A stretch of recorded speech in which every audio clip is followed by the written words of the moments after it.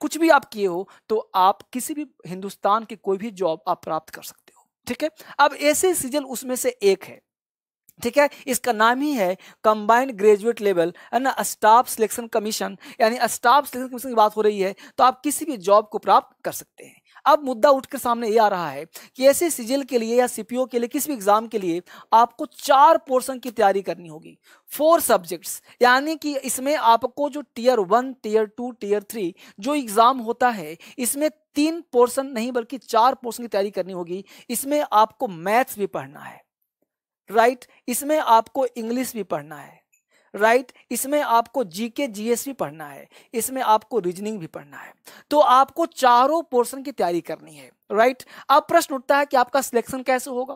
तो सिलेक्शन होने का जो आधार है, जो बेस है, सिलेक्शन जो आपका होगा किसी एग्जाम में जब आप तैयारी करोगे, तो मैथ्स की जो मैं बात करूं तो मैथ्स आपके बचपन से लेकर के अब तक आप मैथ्स हर बच्चा पढ़ता है। तो 10th लेवल का जो मैथ्स होता है वो मैथ्स इसमें पूछे जाते हैं, और वो 10th लेवल एक्चुअली आज के डेट का जो एग्जाम निकालना है वो आप कितने ब्रिलियंट हो इस पर डिपेंड नहीं करता, कितने फास्ट बनाते हो इस पर डिपेंड करता है। आप एक मैथ को बना सकते हो, एक मैथ को बनाने में आपने 10 मिनट का टाइम लिया, आपको आता जरूर था लेकिन आपका सिलेक्शन नहीं होगा क्योंकि आपने टाइम ज्यादा ले लिया। यानी अब आपका सिलेक्शन किस पे होगा, एक्यूरेसी बाद में, पहले कितने आप फास्टेस्ट चलते हो, यानी कितने सबसे तेज चलते हो। तो जितना ज्यादा आप फास्ट होंगे, जितना ज्यादा तेजी से काम करेंगे, उतना जल्दी आपका सिलेक्शन होगा।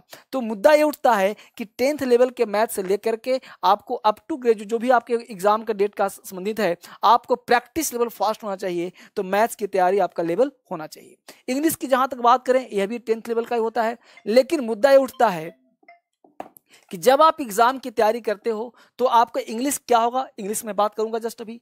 जीके जीएस की बात करें तो इसका भी जो लेवल है वो लेवल प्रैक्टिस से आएगा। तो सबसे पहले बात को सिलेक्शन का आधार क्या है, तो मैथ और इंग्लिश आपका इतना स्ट्रांग होना चाहिए कि कहीं से कोई प्रॉब्लम ना आए। सिलेक्शन का आधार मैथ और इंग्लिश होता है, क्योंकि जीके जीएस में जितना ज्यादा पढ़ोगे उतना ज्यादा बढ़िया होगा। पढ़ते रहो पढ़ते रहो पढ़ते रहो, राइट। रीजनिंग हर व्यक्ति को इक्वल आता ही आता है। जो भी व्यक्ति मैथ्स की तैयारी करता है रीजनिंग उसका ऑटोमेटिक स्ट्रांग होता है। इसमें एसएससी में रीजनिंग कोई खास नहीं पूछता, बैठ करके तैयारी कर लोगे आराम से आपका हो जाएगा। 2 4 10 50 सेट लगा लोगे, काम आपका चल जाएगा। जीके जीएस फैक्चुअल कुछ याद करते रहे, सेट बनाते रहे, हो जाएगा। मेन जो तैयारी वो करना है मैथ और इंग्लिश से करना है, क्योंकि पचड़ा में ही फंसाता है और सिलेक्शन का बेस भी होता है। क्योंकि यह सिर्फ जो दोनों पोर्शन है रीजनिंग और जीके, यह सिर्फ और सिर्फ पीटी में होता है। इसके बाद इसके मेंस में कोई हिस्सा नहीं होता, इंटरव्यू में कोई हिस्सा नहीं होता, टीयर 3 में कोई हिस्सा नहीं होता। इसलिए जीके